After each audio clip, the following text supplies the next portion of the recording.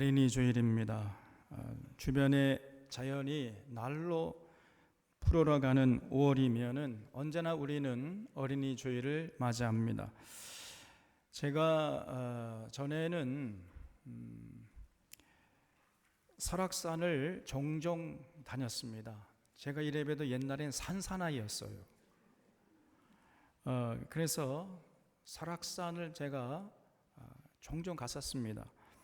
근데 거기 가면은 그 초입에서 이렇게 쭉 이제 대천봉 쪽으로 올라가면은 아름들이 나무들이 빽빽하게 서 있습니다. 하늘을 찌를 듯이 서 있거든요.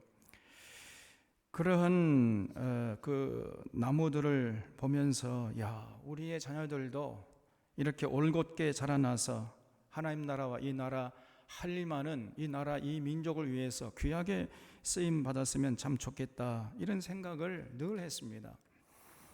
특히 어린이 주일에는 반드시 우리의 자녀들을 이렇게 올곧게 양육해야 할 책임이 우리 부모들에게 있음을 언제나 우리가 마음속에 새겨야 됩니다.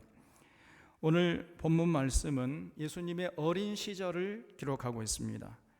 누가복음은 다른 복음서에는 기록하고 있지 않은 예수님의 어린 시절을 아주 자세하게 기록해 놓았습니다. 그래서 우리는 이 누가복음을 통해서 예수님이 어린 시절을 어떻게 보냈는지, 그 예수님의 부모님들이 그 어린 시절에 예수를 어떻게 양육했는지, 이것을 우리가 잘 알 수 있어요. 많은 사람들이 간과하는 게 있습니다. 예수님은 메시아시니까, 메시아로 탄생하셨으니까 그냥 팽개쳐둬도 저절로 자기가 스스로 알아서 저렇게 성장해가지고 메시아 사명을 감당했다, 이렇게 생각을 하는 경우가 많아요. 절대 그렇지 않습니다. 우리가 예수님의 부모였던 예수님의 그 아버지 요셉과 어머니 마리아의 어떤 그 신앙교육, 영적 교육, 이 삶의 교육을 간과해서는 안 됩니다. 여러분, 이 굉장히 부모의 영향력이 크거든요.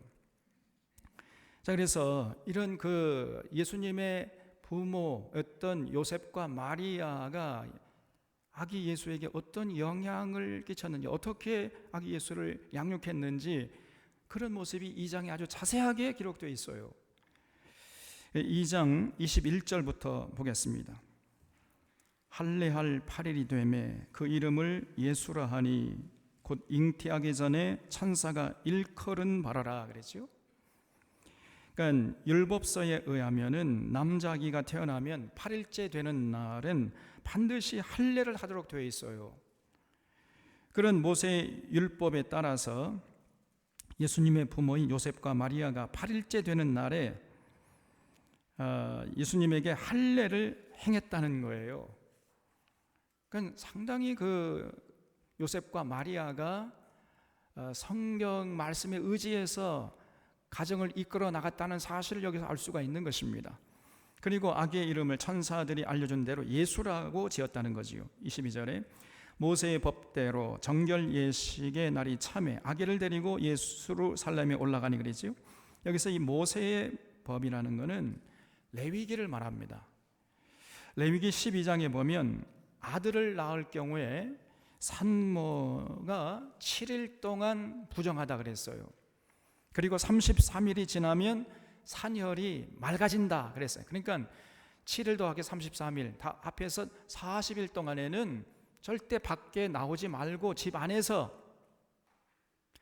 출산하느라고 수고했으니까 몸을 좀 회복하느라고, 몸을 추스느라고 시간을 보내라는 거예요. 일종의 출산 휴가를 준 것입니다. 그래서 이 예수의 어머니였던 마리아가 모세의 법대로 40일이 지난 후에 이제 베들레헴에서 예루살렘으로 올라가서 하나님께 정결 예식을 드렸다는 거예요. 24절에 이는 주의 율법에 쓴 바 첫 해에서 처음 난 남자마다 주의 거룩한 자라 하리라 한 대로 아기를 죽게 드리고, 또 주의 율법에 말씀하신 대로 산비둘기 한 쌍이나 혹은 어린 집비둘기 둘로 제사하려 함이더라 그러지요. 그러니까 모세의 율법에 의하면은 정결 예식 드릴 때에는 그 제물을 일괄적으로 정하는 것이 아니라 그 가정의 경제적인 형편에 따라서 스스로 정하도록 이렇게 하나님이 여유를 두셨습니다. 그래서 좀 경제적으로 형편이 넉넉한 집안은 황소로 드리라고 그랬고요. 그러니까 중상층 사람들은 양으로 드릴 수도 있었고, 가난한 서민들은 돈이 없잖아요. 그럴 경우에는 그냥 집비둘기나 산비둘기 한 쌍으로 드려도 된다, 이렇게 하나님이 말씀하신 거예요. 여러분, 우리 하나님이요, 이렇게까지 자상하신 분이십니다. 그 집안의 경제적인 형편도 고려하지 않는 이러한 무대뽀 하나님이 아니세요. 얼마나 자상하신 하나님인지 알 수가 없습니다. 그래서 요셉과 마리아가 그 하나님의 명령대로 산비둘기 한 쌍이나 집비둘기 둘로 제사했다는 거죠. 우리 여기서 알 수 있는 게 뭐죠? 그 요셉과 마리아의 집안이 가난했었다는 거예요. 예수님이 아주 가난한 집안의 서민의 아들로, 그런 아주 경건한 그 분위기에 그 가정에서 예수님께서 탄생하신 거예요. 25절에 예루살렘에 시몬이라 하는 사람이 있으니 이 사람이 의롭고 경건하여 이스라엘의 위로를 기다리는 자라. 성령이 그 위에 계시더라. 그가 주의 그리스도를 보기 전에는 죽지 아니하리라 하는 성령의 지시를 받았더니 그랬죠. 거기 이스라엘의 위로를 기다리는 자라에 줄을 쳐주시기 바랍니다. 예루살렘 성전에 시몬이라는 사람이 있었는데 이 사람이 이스라엘의 위로를 기다리고 있었다는 거예요. 그게 무슨 말이겠습니까? 이 이스라엘의 위로를 기다리고 있었다는 것은 그 예언자들을 통해서 전해준 언젠가 하나님이 때가 되면 메시아를 보내주겠다 하는 그 예언을 기다리고 있었다는 거예요. 다시 말하면 메시아를 대망하고 있었다는 겁니다. 언젠가 성령께서 시몬에게 너는 메시아를 보기 전에는 죽지 않을 거야, 이렇게 계시를 주셨던 거죠. 그 당시 유대는요, 여러분 잘 아시다시피 로마의 식민지였잖아요. 그래서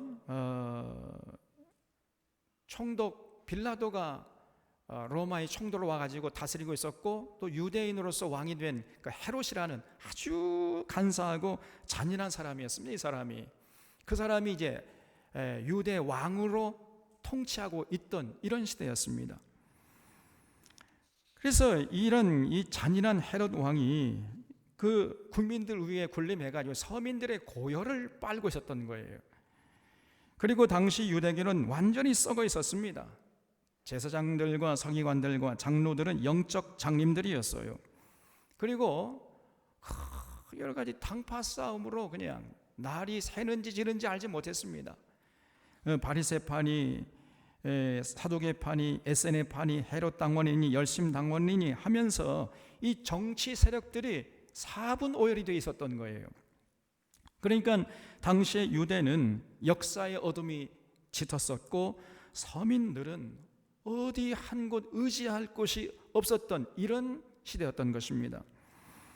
그래서 정말 서민들은요, 죽지 못해 살아가는 이런 상황이었던 거예요.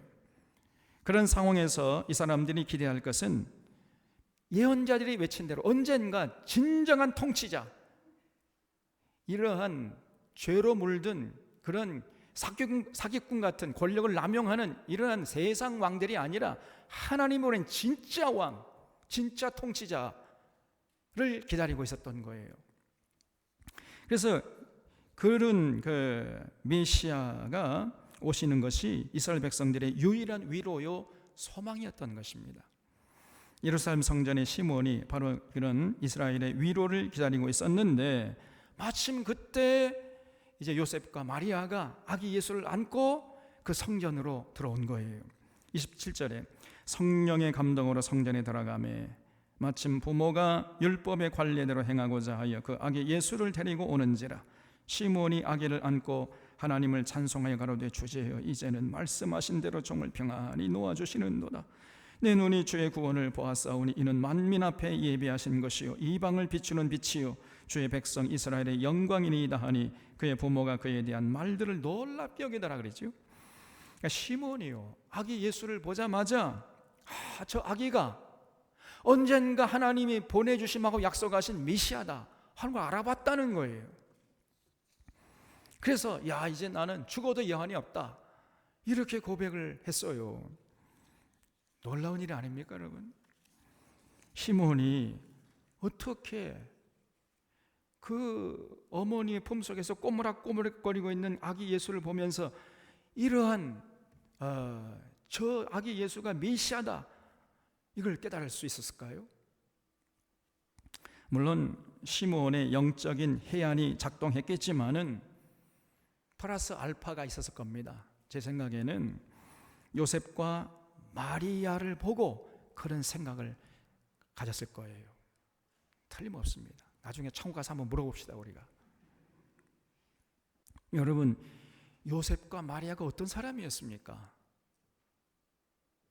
여러분, 이 요셉이 약혼한 마리아가 아직 결혼도 하기 전이었는데 자기 약혼자가 임신한 사실을 알았잖아요. 그러면 여러분, 그 당시에는요, 그 결혼하지 않은 처녀가 임신하게 되면 그 율법에 의하면 돌로 때려 죽이라 그랬습니다. 돌로 쳐 죽여도 그거는 죄가 되지 않는 거예요. 그래서 요셉이 마리아를 돌로 쳐 죽일 수도 있었습니다. 그런데 요셉은 어떻게 행동했죠? 마리아에게 다른 남자가 생겼나 보다. 그렇다면 내가 양보해야지. 이렇게 생각한 거예요. 그래서 조용히 일을 마무리하려고 했다는 거예요. 이게 요셉입니다. 여러분, 얼마나 훌륭한 인격자냔 말이에요. 그리고 그 후에 이제 하나님의 명령에 따라서 성령으로 잉태했다는 것을 이제 알게 되고, 그래서 임신한 마리아를 자기의 아내로 맞이할 정도로 신앙심이 두터운 사람이었던 거예요. 그리고 요셉의 예수의 어머니 마리아도 요셉과 버금갈 정도로 훌륭한 여성이었어요. 여러분, 마리아가 성령으로 자기가 이제 잉태했다는, 그래서 하늘의 생명이 자기 몸에 잉태되었다는 소식을 듣고 어떤 반응을 보였지요? 보통 여자들 같으면요, 굉장히 두려워하고 낙심하고 잘못하면 자기 맞아 죽잖아요. 그래서 두려움이 가득했을 텐데 마리아는 오히려 감사히 받았습니다. 그리고 하나님을 찬양하는데 그 찬양하는 모습이 누가복음 1장 46절 이하에 나와요.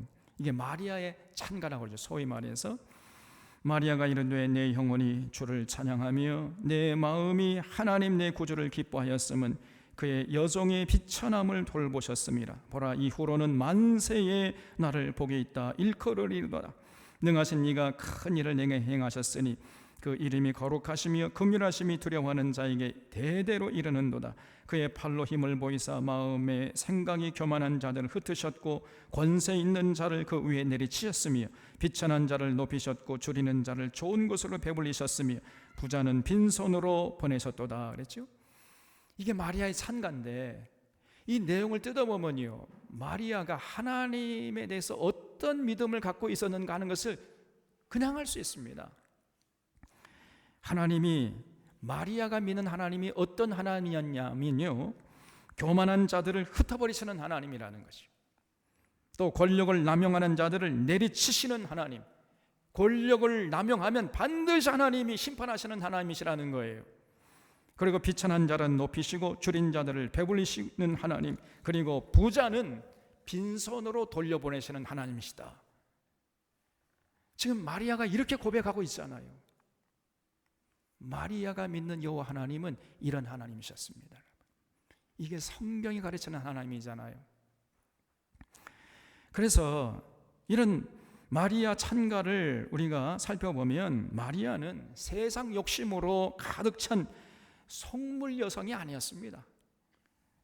마리아는 하나님을 향한 올곧은 신앙의 여성이었고 그 하나님의 눈으로 자기 민족의 아픈 역사를 꿰뚫어 볼 줄 아는 여성이었고요, 그 시대의 아픔과 문제점을 꿰뚫어 보고 공감하면서 연대하려고 할 줄 아는 그러한 정신이 올바로 박힌 그런 여성이었던 것입니다. 이런 요셉과 마리아가 아기 예수를 안고 나오는 모습을 시몬이 봤던 거예요. 평소에 시몬이 요셉과 마리아를 잘 알고 있지 않았겠습니까? 그래서 시몬이 그 마리아의 품에 안겨있는 아기 예수를 범상치 않은 인물로 봤던 것입니다. 여러분, 이 부모의 영향력이 정말 중요한 것입니다.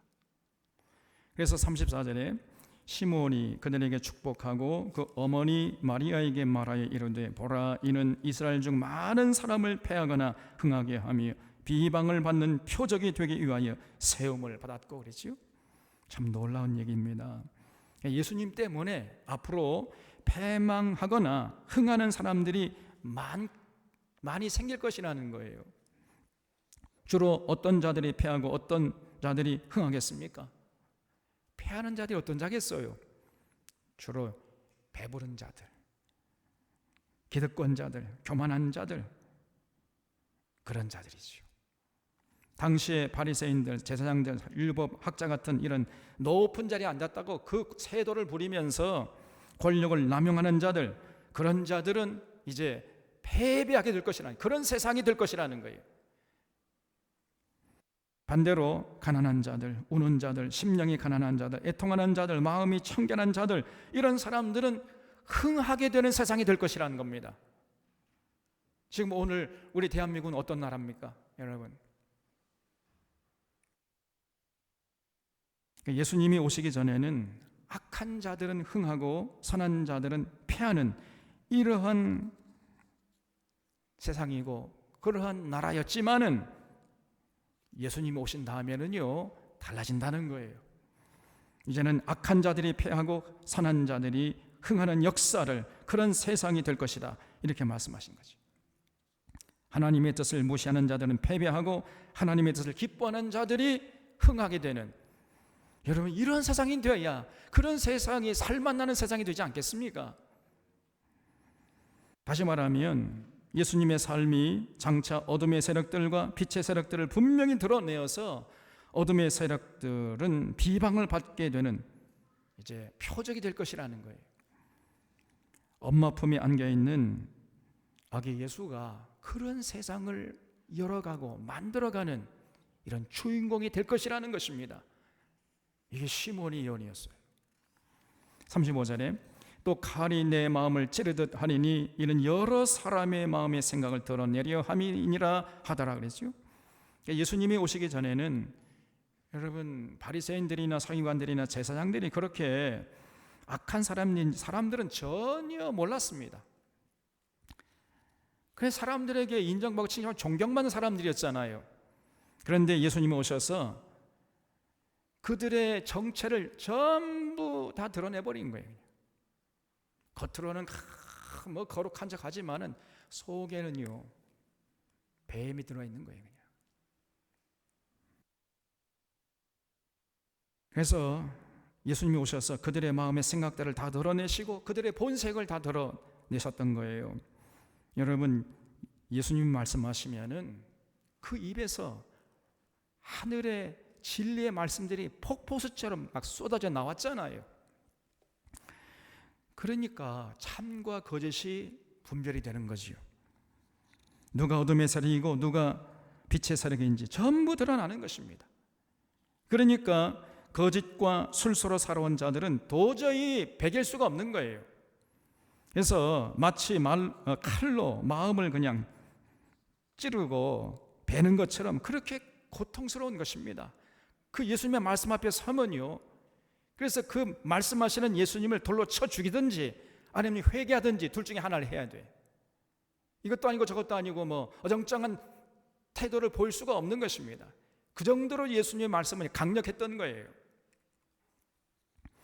그러니까 지금 당시에 서기관과 바리새인들이 사실은 자기들의 그 어두운 정체를 드러내니까 회개해야 되는데, 그러면 살 길이 열렸을 텐데 이 사람들은 회개하려고 하지 않았어. 오히려 정반대의 길을 택한 겁니다. 다시 말하면 생명길을 버리고 사망길을 택해버린 거예요. 저놈을 죽여버려야 되겠다. 그래서 예수님을 잡아 죽이려고 호시탐탐 노리고 있었던 것입니다. 그래서 이를 갈고 덤벼들어서 예수님을 때려 죽이려고 했던 거예요, 이 사람들이. 벌써 이 시몬이 그런 미래를 훤히 지금 내다보고 있는 거예요.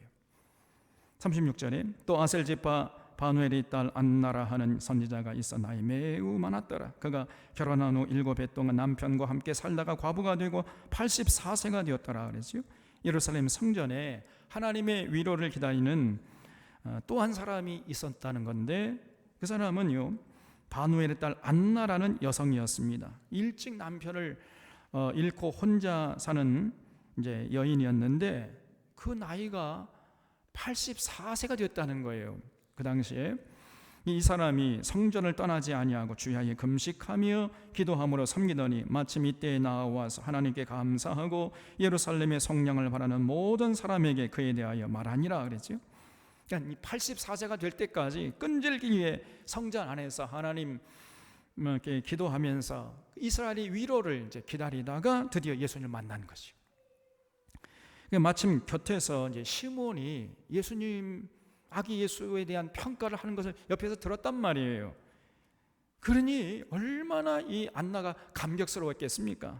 그래서 동네방네 다니면서 메시아를 고대하는 사람들에게 드디어 메시아가 오셨다, 이 소식을 전하고 다녔다는 거예요. 39절에 주의 율법을 따라 모든 일을 마치고 갈릴리로 돌아가 본 동네 나사렛에 이르니라 그랬죠.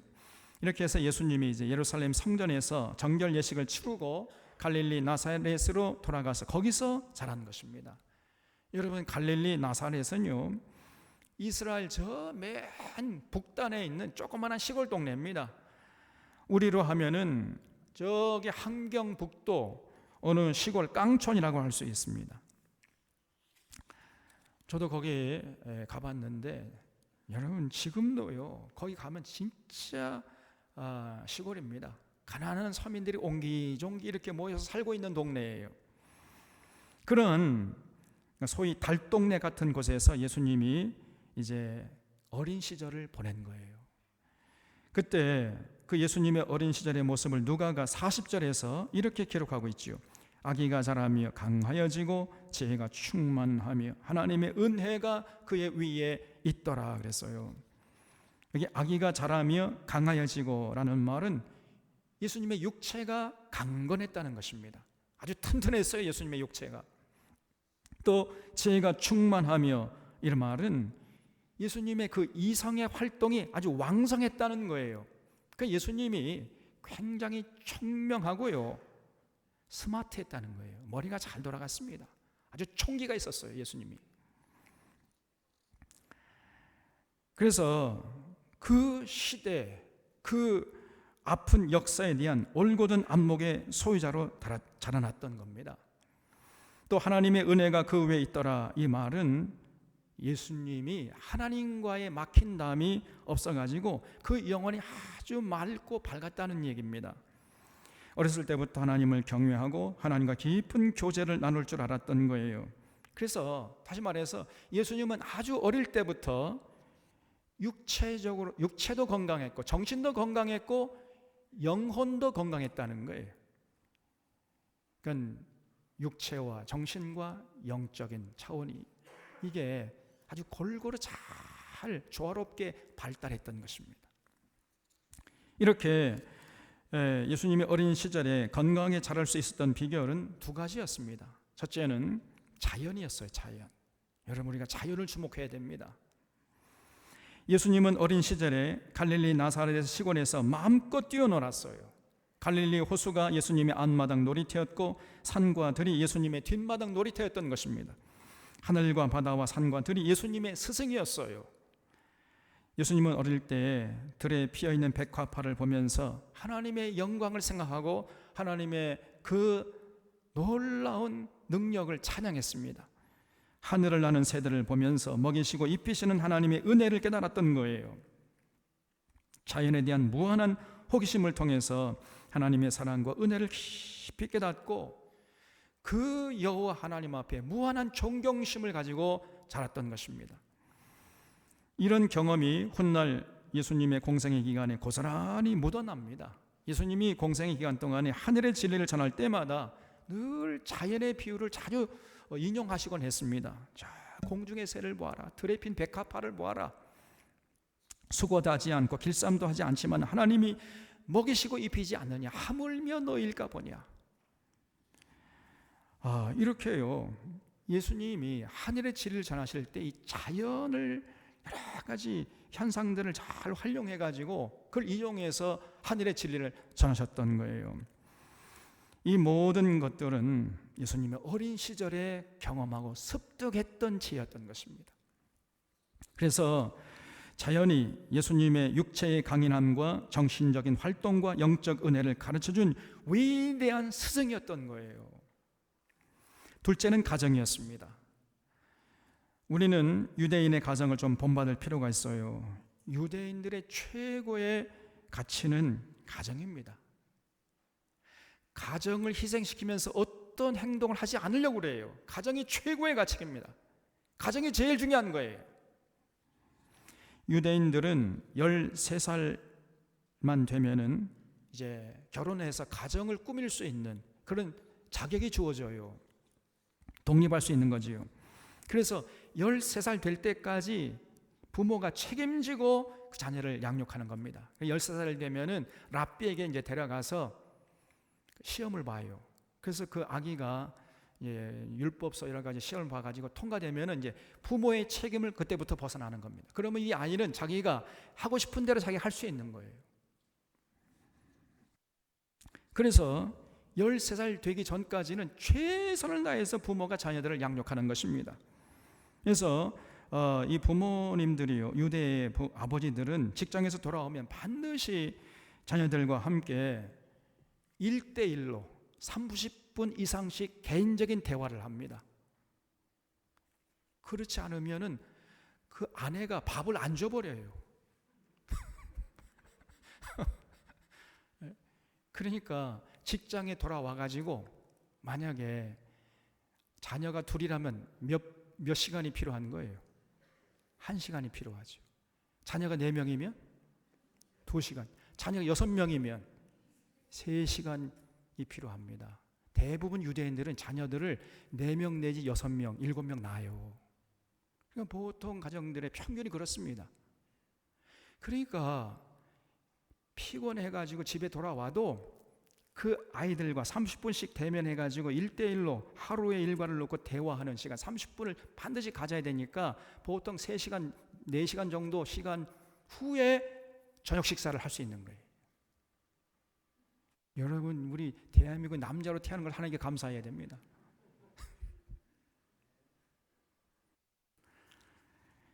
그래서 유대 남자들은 직업을 선택할 때에도 자녀들과 시간을 많이 가질 수 있는 직종을 선택하는 거예요. 어떤 직종이죠? 교사들. 교사 직종을 선호합니다. 그리고 개인 사업을 하려고 그래요. 그래야 자기 시간을 내가지고 자녀들과 많이 대화할 수 있으니까요. 그래서 아무 직업이나 가지려고 하진 않아요, 이 사람들이. 가정적으로 도움이 되는 직종을 선택하는 것입니다. 그래서 시간 날 때마다 자녀들과 시간을 많이 가지면서 대화하고 토론하는 거예요. 그래서 이것이 저들의 행복의 척도입니다. 그리고 유대인들은 반드시 일주일에 한 번 안식일을 지킵니다. 금요일 저녁부터 토요일 저녁까지는 일체 다른 일을 멈추고 다른 사람 절대 안 만납니다. 반드시 집에서 식구들과 하루 온종일 보내는 거예요. 금요일 해질 때부터 시간이요, 토요일 해질 때까지 그 하루 동안 24시간을 온전히 가족들과 함께 보내는, 이거를 안식일이라고 그러는 겁니다. 그래서 이 안식일에 가정에서 할아버지, 할머니, 아버지, 어머니, 자녀들 이렇게 3대가 모여가지고 먹고 마시고 웃고 즐기면서 그 다음에 뭘 하느냐? 성경 가지고 묻고 대답하고 묻고 이렇게 하는 거예요. 여러분, 성경에는 역사, 문화, 정치, 경제, 사회, 과학, 신앙, 건강 등등 우리의 삶에 필요한 모든 주제들이 총망라되어 있습니다. 인생의 중요한 주제들 이렇게 성경을 통해서 이렇게 추출해가지고 끝장 토론을 하는 거예요. 그러면서 시간을 보내는 것이 안식일이에요. 이걸 우리가 하브루타라고 합니다. 하브루타. 그래서 유대인들은 이런 토론 문화에 익숙하다 보니까 아이들이요, 정서적으로 안정되고 생각이 깊고 또 발표력이 좋아요. 자기 생각을 분명하게 정리해가지고 전달할 수 있는 능력을 소유하게 되는 것입니다. 그리고 영적인 세계에 눈을 뜨게 되어서 하나님과의 관계가 원만하게 되고요. 그리고 자기들이 발을 딛고 살아가는 그 자신들의 역사와 문화와 정치와 사회, 경제, 건강 등 이 모든 것에 대해서 안목이 열리는 거예요. 부모님 만나서 대화하다 보니까, 성경적인 안목을 가지고 대화하다 보니까 이 세상 모든 삶이 훤히 꿰뚫어지는 거죠. 그래서 사실 유대의 모든 교육은 가정에서 이루어지는 것입니다. 가정에서. 이것이 유대의 보통 가정의 풍경이에요. 그래서 요셉과 마리아도 유대의 모든 부모들처럼 그렇게 예수님을 키웠던 것입니다. 그 훌륭한 인격과 신앙의 아버지였던 요셉과 시대를 꿰뚫어 볼 줄 알았던 어머니 마리아는 예수님과 함께 날마다 이렇게 아기 예수와 함께 대화하고 율법을 가지고 토론했던 거예요. 그러다 보니까 예수님이 12살쯤 됐을 때 당시 세상을 꿰뚫어 볼 수 있는 안목의 소유자로 성장했던 것입니다. 그래서 누가 어둠의 세력들이고 누가 빛의 세력들인지 예수님은요 이제 훤히 알 수 있게 된 거예요. 그리고 권력자들에게 핍박받고 약탈당하던 서민들의 애환을 공감하면서 함께 연대할 줄 아는 인격의 소유자로 성장해 있었던 것입니다. 그래서 예수님이 당대의 최고의 석학들과 함께 끝장 토론을 하고 있는 모습이 그 다음에 나오잖아요. 그 최고의 그 석학들의 어떤 인격과 역사적인 안목과 신앙의 수준을 예수님이 12살 때 이미 넘어버렸어요. 그 증거가 바로 오늘 말씀 41절 이하에 기록되어 있습니다. 예수님이 12살 되던 해에 6월절에 예루살렘에 올라가셨다가 이제 거기서 사건이 터진 거예요. 6월절을 지키고 다시 갈릴리로 돌아가는데 예수님의 부모들은 예수님이 따라오겠거니 이렇게 생각하고 열심히 가다 보니까 이게 뭔가 이거 큰일 났고 예수님이 안 보이는 거예요. 그래서 예수야 예수야 이렇게 찾다가 다시 이제 되돌아가다 보니까 만난 곳이 예루살렘 성전에 있었습니다. 여기 46절에 사흘 후에 성전에서 만난즉 그가 선생들 중에 앉으사 그들에게 듣기도 하시며 묻기도 하시니 듣는 자가 나 그 지혜와 대답을 놀랍게 여기다라 그랬죠. 거기 듣기도 하시며 묻기도 하시니 줄을 쳐주시기 바랍니다. 이것이 바로 하브루타라는 거예요. 하브루타. 유대인들은요 절대로 선생이라 해가지고 정답을 얘기해 주지 않습니다. 질문을 해요. 질문. 인에이블러라고 하죠. 질문을 합니다. 그래서 질문을 받으면 생각을 하잖아요. 스스로 그래서 생각해가지고 자기가 정답을 찾아가도록 도와주는 사람이 교사입니다. 정답을 말해주는 사람이 아니에요. 그래서 이렇게 듣기도 하시며 묻기도 했다는 거지요. 우리말로 하면 끝장 토론을 하고 계셨던 겁니다. 여러분, 당시 예루살렘의 랍비들은 당대 최고의 석학들인데 그들이 다 예수님의 지혜와 대답을 듣고 깜짝 놀랐다는 겁니다. 이야, 이럴 수가 있나 이거 12살짜리가. 이렇게 당대의 석학들이 다 놀랐다는 거예요. 그러니까 이때쯤에 예수님은 당대의 최고의 석학들의 수준을 이미 넘어버린 거죠. 그러면 예수님이 당시의 랍비들과 함께 어떤 주제를 가지고 3박 4일 동안이나 끝장 토론을 했겠습니까, 여러분? 아까 말씀드렸잖아요. 성경의 주제들은 우리의 삶의 모든 주제들을 총망라하고 있었으니까 역사, 정치, 경제, 사회, 문화, 건강, 신앙 등등 이런 주제들을 가지고 3박 4일 동안이나 끝장 토론을 하고 있었던 거예요. 그래서 마리아가 그런 모습을 보면서 얘야 어찌해서 내 아버지와 내가 근심하며 너를 찾게 했느냐 이렇게 다그치니까요. 예수님께서 뭐라고 대답하십니까? 49절에 예수께서 이르시되 어찌하여 나를 찾으셨나이까? 내가 내 아버지 집에 있어야 될 줄을 알지 못하셨나이까? 이렇게 대답하는 거예요. 그 12살짜리 예수님의 입에서 야, 어떻게 이런 얘기가 나옵니까?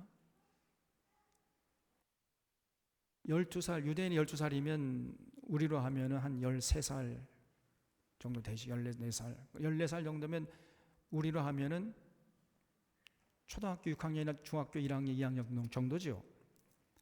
저는 중학교 1학년 때 그때 뭐 하고 있었느냐? 제가 가만히 생각해 보니까요. 저는 정치, 역사, 경제 아무것도 몰랐어요.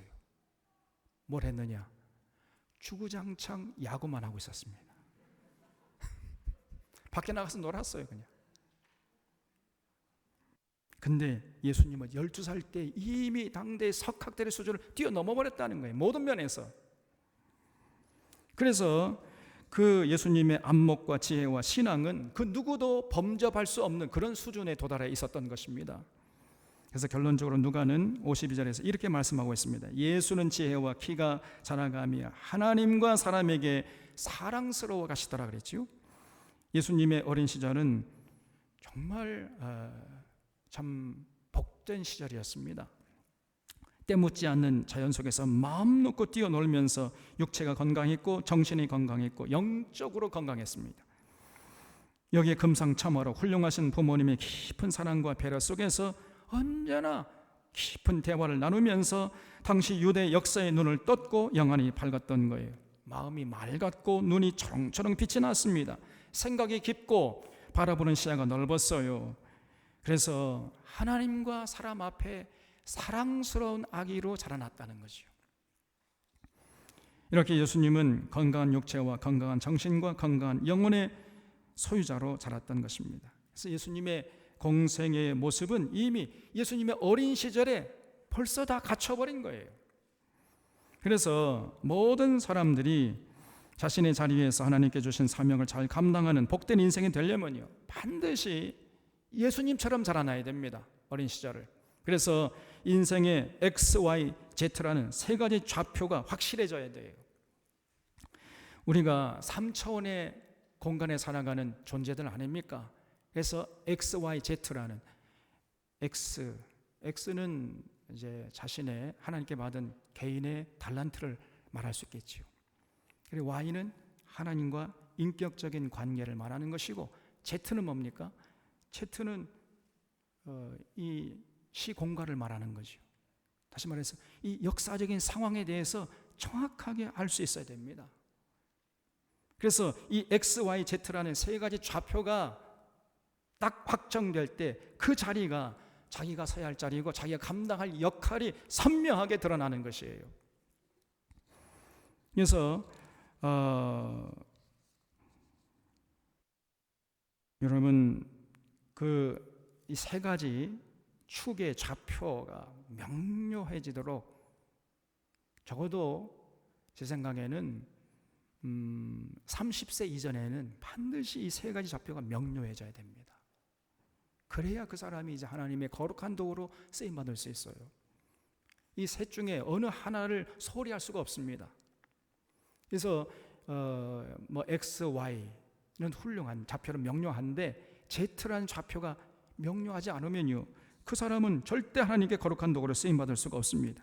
아니 오히려 거짓의 아비들에게 휘둘리고 악의 도구로 살아갈 가능성이 많아요, 그런 사람을. 그래서 모든 인생들은 이 X, Y, Z라는 이 세 가지 축의 좌표가 분명해야 됩니다.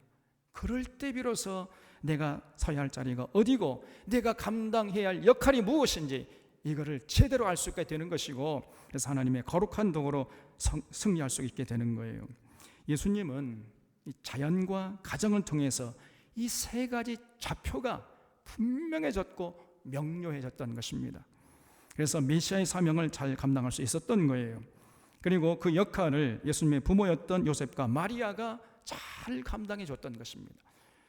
우리 사론의 부모님들도 요셉과 마리아처럼 이 부모 역할을 잘 감당해 주시기를 주님의 이름 부탁드립니다. 예수님의 여러분의 자녀들을 예수님의 어린 시절처럼 자라도록 배려해 주셔야 돼요. 여러분, 이 세상 공부에 찌들게 이렇게 크게 해서는 절대로 안 됩니다, 여러분. 자연과 가정이 우리의 사랑스러운 자녀들의 위대한 스승임을 우리 사론의 교우들은 절대로 잊지 않을 수 있기를 바랍니다, 여러분. 이걸 잘 활용해야 돼요. 자연과 가정을 잘 선용해야 되는 것입니다. 그래서 X축과 Y축과 Z축이 잘 개발되도록 해줘야 돼요. 먼저 X축을 위해서 여러분 육체적으로 좀 강건하게 키워야 돼요. 그러기 위해서는 여러분의 자녀들을 아무거나 먹이면 안 된다 그랬잖아요. 반드시 곡식, 과일, 채소 중심으로 먹여야 됩니다. 여러분 이 말씀을 정말로 소중하게 들을 수 있기를 바랍니다.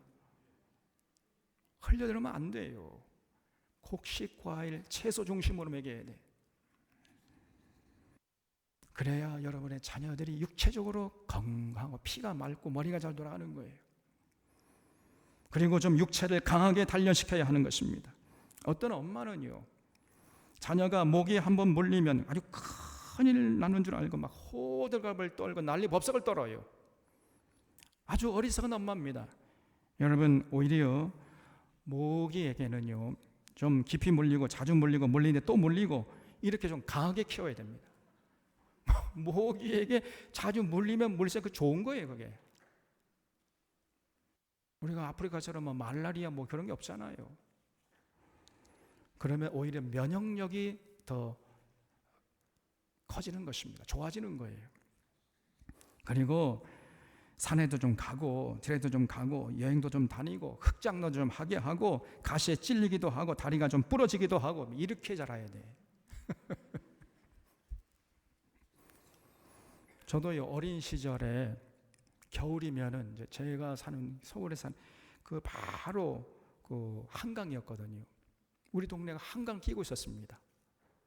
그래서 이 겨울만 되면은 그냥 온종일 한강에 나가서 스케이트 타고 놀았다니까. 한강이 제 놀이터였습니다. 제가 이제 스케일이 큰 사람이에요. 하루 종일 다방구하고 구슬치기, 딱지치기, 팽이치기 하면서 놀았습니다. 그래서 겨울이 되면 손등이 다 부르트는 거예요. 다 그냥 막 동상이 뭐죠? 얼어가지고 다 터져버리는 거예요. 피가 나도 그 전혀 개의치 않고 하루 종일 노는 거예요. 그냥. 여름이면 냇가에 가서 물장구 치고 뒷산에 나무에 올라가서 풍뎅이 잡고 다람쥐 쫓으면서 놀았던 것입니다. 어린 시절에 이렇게 자연과 가까이 하면서 이렇게 자라야 돼요. 실컷 놀게 해야 됩니다, 여러분. 이렇게 부모님들이 배려해 줘야 돼요. 그래서 육체적으로 강하게 키워야 됩니다. 그리고 Y축을 위해서 신앙교육에 힘써야 됩니다, 여러분. 늘 하나님의 은혜가 그 위에 머물러 있도록 하기 위해서 여러분 가정에서 신앙교육에 신경을 써야 돼요. 가정이 우리 자녀의 신앙교육의 최전선임을 우리 사론의 교우들은 잊지 마시기를 바랍니다. 그래서 반드시 가정에서 자녀들과 함께 가정예배 드리라고 제가 늘 강조하잖아요.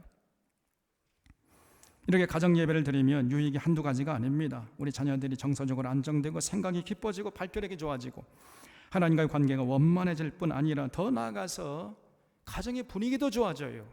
부부관계가 좋아지고 또 부자관계가 좋아집니다. 자녀들이 진실로 자기 부모를 존경하는 거예요. 모든 것을 대화의 테이블에 올려놓고 대화하기 때문에 그런 가정에 세대 차이가 없습니다. 부모가 자녀를 사랑할 수 있는 기회를 가질 수가 있고 자녀는 부모를 진심으로 존경하게 되는 거예요. 그러니 언제나 가정에 행복의 파랑새가 날아드는 거예요. 이렇게 많은 유익이 있는 것입니다. 우리 사론의 가정들은 유대인들처럼 일주일에 반드시 한 번만 드리면 돼요. 한 번. 가정 예배를 드릴 수 있기를 바랍니다. 그래서 제가 늘 말씀드리잖아요. 가정 예배 드리는 구체적인 매뉴얼을 제가 인쇄해가지고 뒤에다가 비춰놨으니까 가져가셔서 활용하시기 바랍니다. 가정과 교회가 서로 협력해서 우리 자녀들을 잘 키워내야 되는 거예요. 그리고 X축을 위해서는 여러분 역사 교육에 힘을 써야 됩니다. 이 시대와 우리 역사에 대한 올곧은 안목을 가질 수 있도록 우리가 가르쳐야 돼요. 우리 자녀들은 잠시 머물다가 조만간에 여러분의 품을 떠나게 될 것입니다. 그때 후회하지 말고 품 안에 자식일 때 대화를 많이 나누세요. 성경의 모든 주제를 가지고 인생의 모든 주제를 대화의 테이블 위에 올려놓고 성경적인 해답을 찾아가도록 배려를 해 주십시오. 무엇보다도 여러분 우리가 발을 딛고 살아가는 이 한반도 땅의 이 아픈 역사에 대한 분명한 올곧은 역사적인 안목을 열어줘야 됩니다. 이것이 부모의 굉장히 큰 책임이에요. 자기 역사를 알지 못하는 자는 결코 하나님의 거룩한 도구로 쓰임받지 못한다는 것을 명심하시기를 바랍니다. 그렇기 위해서는요, 여러분, 역사의 교훈을 안고 있는 그 역사적인 장소를 자주 찾아가 봐야 돼. 자녀들과 함께. 독립기념관, 서대문 형무소, 수유리 4.19 혁명탑, 5.18 광주 민주화 성지, 세월호 사건인 팽목항, 제주도에 있는 4.3 기념관, 형춘사 등등 이런 역사적인 장소에 가서 여러분, 우리 이 한반도의 역사, 이 근현대사 역사에 대해서 생생한 교육을 시킬 수 있어야 돼요. 이게 여러분의 자녀들의 굉장히 중요한 자양분이 되는 것입니다. 그리고 서민들의 애환을 공감하면서 함께 아파하고 연대할 줄 아는 인격자로 키워야 됩니다. 이웃의 아픔을 공감할 줄 모르는 자는 결코 하나님의 도구로 쓰임받을 수가 없어요. 그래서 이 윤석열 같은 이러한 자녀로 키우면 안 됩니다. 제가 볼 때 이 윤석열은요, 자기만 알고 자기 중심적으로 자란 자들의 전형이에요. 전혀 이웃의 아픔과 서민의 아픔을 공감할 줄 모르는 불감증 환자입니다. 저 사람은요, 그 자리에 있으면 안 될 사람이에요. 이런 윤석열이 지명한 이 장관 후보자들 보니까요, 정말 가관입니다. 이번에 이렇게 장관 후보자들 지명을 한 거 보니까 전부 사기꾼들이 범죄자들이에요. 야, 뭐 하나도 이렇게 뭐 할 수 있을까? 우리 같은 서민들이 그런 짓을 했으면 벌써 감옥에 가고도 남을 짓을 한 자들이 버젓이 장관 후보자들로 이름을 올렸더라고요. 한두 명이 아니고 전부 그래요, 전부 다. 이들은 한반도의 아픈 역사의 현실을 전혀 알지 못하는 자들입니다. 전혀 정의감도 없고 서민의 아픔도 공감하지 못하는 자들입니다. 그저 자기 한몸 그 부귀 영화를 누리고 떵떵거리면서 권력 지향적으로 살아온 사람들이에요. 제가 그들의 면면을 이렇게 살펴보고 나니까, 야, 저 윤석열이가 뭐라고 그랬죠? 공정과 상식의 나라를 세우겠다 그랬잖아요. 완전히 새빨간 거짓말입니다. 벌써 싹수가 노래예요. 아직 출범도 하지 않았는데 벌써 번화만합니다. 그가 말하는 공정과 상식은 사실 탐욕과 부패를 의미하는 단어였음이 이번에 백일화에 드러난 거예요. 이런 자들이 이제 장관이 되어가지고 나라를 이끌어간다고 생각하니까요, 앞날이 캄캄한 거예요. 이게 정말 이 나라가 걱정이 됩니다. 정말로 걱정이 돼요. 그런데 이들이 왜 이런 부끄러운 삶을 살고도 전혀 깨닫지 못하고 있겠습니까? 이들에게는 애초에 국가와 민족의 아픔이나 역사에 대한 고민이 없었고 서민들의 애환을 공감할 수 있는 공감 능력이 없는 불감증 환자들입니다. 전부 다. 그렇기 때문에 이런 자들은 절대로 하나님의 거룩한 도구로 살아갈 수가 없는 것이요. 여러분, 우리의 사랑스러운 자녀들을 이렇게 키워서야 되겠습니까? 자기만 알고 머리는 똑똑해가지고 머리에 어떤 지식, 파편적인 지식은 많이 쌓아 놓아가지고 좋은 대학 나와가지고 뭐 출세했을지 모르지만은, 그러나 이런 사람은 절대로 하나님의 거룩한 도구로 쓰임받을 수가 없는 것입니다. 여러분의 자녀들을 이렇게 키우고 싶습니까? 이렇게 키워서는 안 돼요. 이웃의 아픔에 공감할 줄 아는 인격의 소유자로 우리가 키워야 되는 것입니다. 정말 우리의 자녀들이 하나님의 거룩한 도구로 쓰임받기를 원한다면 예수님처럼 X, Y, Z란 이 세 가지 축이 올곧아야 돼요. 이 세 가지 축의 좌표가 온전할 때 내가 서야 할 자리가 결정되는 것이고 거기서 하나님의 거룩한 도구로 쓰임받게 되는 것입니다. 그래서 우리의 사랑스러운 자녀들을 반드시 이렇게 키워야 돼요. 여기에 부모들은 관심을 가져야 하는 것입니다, 여러분. 그래서 부모와 교회가 힘을 합해서 자연과 가정을 잘 활용해서 반드시 이런 예수님처럼 이런 자녀들로 키워내야 됩니다. 아무쪼록 우리 서론의 교우들의 가정에서 자라난 자녀들은 예수님의 어린 시절처럼 자랄 수 있기를 바랍니다.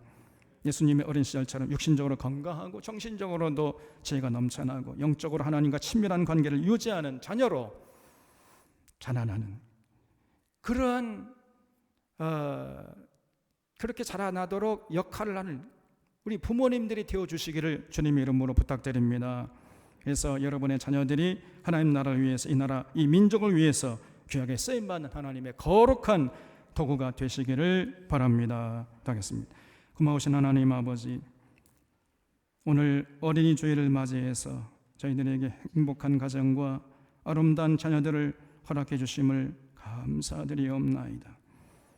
하나님의 선물로 주신 자녀들이 육체적으로 강인하게 자라게 하시고, 이 나라 이 민족에 대한 올곧은 역사적인 안목을 가진 인격체로 자라게 하시고, 이웃과 역사의 아픔을 느끼는 공감 능력의 소유자로 자랄 수 있도록 인도하여 주시옵소서.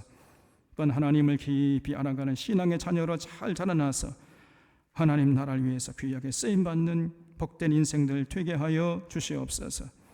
우리의 부모들이 요셉과 마리아처럼 지혜롭고 현명한 부모들이 되어서 예수님의 어린 시절처럼 자라게 하는 역할을 잘 감당케 해 주시옵기를 바라옵고 예수님의 이름으로 기도하옵나이다. 아멘.